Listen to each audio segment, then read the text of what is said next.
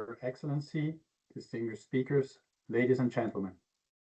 I would like to thank the Centesimus Annus Pro Pontifice Foundation and the Dicastery for Communication for allowing me to contribute to this important discussion. The themes before us, artificial intelligence, social media, misinformation, freedom and pluralism, are not simply technical questions. They are questions about what kind of society we want to build. Catholic social thought offers an essential starting point. Technology must serve humanity, not humanity serve technology.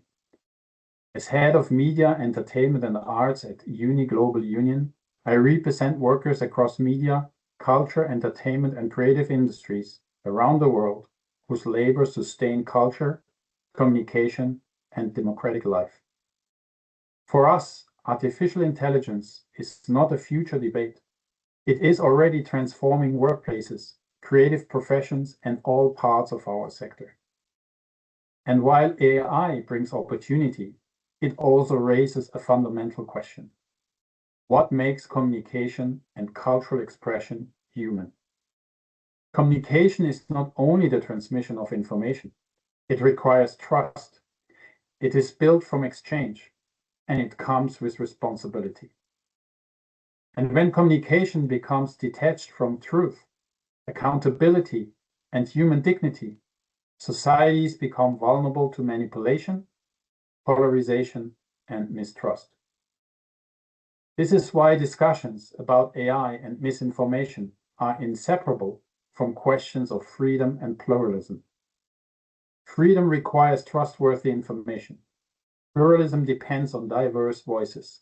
And democracy depends on communication systems that strengthen human agency rather than weaken it.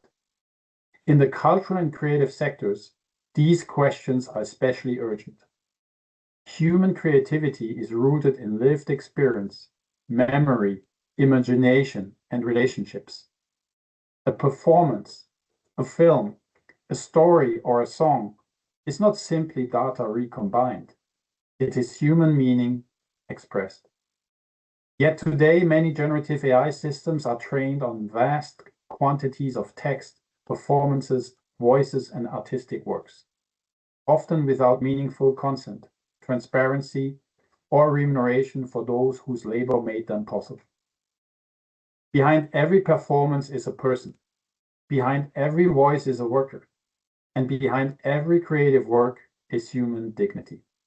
As Pope Leo reminds us, technology is not antagonistic to humanity. The question is whether AI amplifies human capacities or displaces them.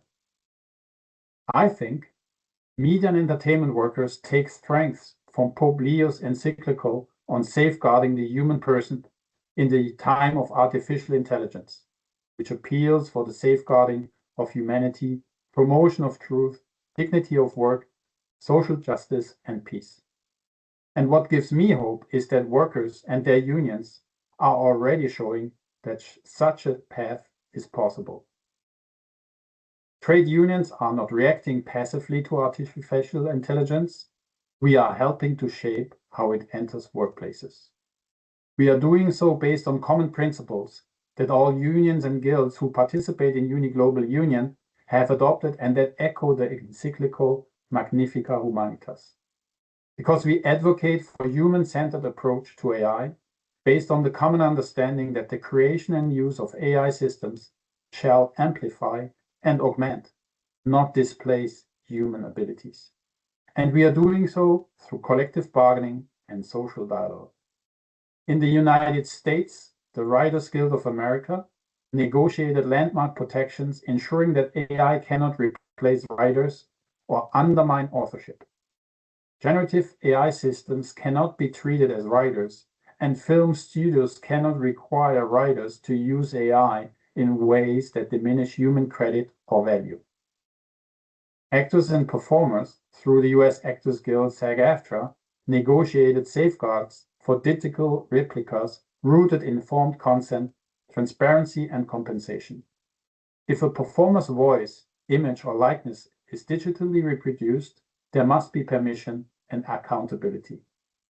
Behind-the-scene workers, represented by IATSE, technicians, editors, and production crews have also negotiated safeguards to ensure workers are not forced to participate in AI systems that undermine their own livelihood. And in Germany, the union, Verdi, has negotiated safeguards governing the use of generative AI in audiovisual production, including protections around transparency, consent, co-determination, and remuneration. Alongside collective bargaining, trade unions and employers are also working together to shape common approaches to AI through structured social dialogue. In Europe, we are currently engaged in a joint initiative with employer organizations in audiovisual, banking, and telecommunications to understand together how generative AI is transforming work and how these changes can be governed responsibly. The commitment begins from a shared premise. Technological change must support both sustainable companies and sustainable working lives. The objective is not to choose between innovation and workers' rights, but to strengthen both economic sustainability and decent work. In this work, unions and employers are identifying practical approaches so AI enhances human ability rather than replaces it, while providing companies with trusted frameworks for responsible adoption. The discussions among social partners have highlighted something important. Changes of this scale cannot be introduced as purely technical decisions. Workers and their representatives must be involved from the beginning, because questions of trust, skills, work intensity, intellectual property, professional identity, and fair remuneration are not secondary issues. They are central to whether technological transformation succeeds. And perhaps this speaks to something deeply aligned with Catholic social thought. Human dignity and economic sustainability are not opposing goals. Strong companies need skilled, trusted, and secure workers. Innovation becomes sustainable when workers have agencies, careers remain viable, and productivity gains support quality jobs rather than insecurity. If we truly want the use of AI to remain human-centered, then we must also defend the institutions that give people agency in shaping work. Allow me to conclude with this thought.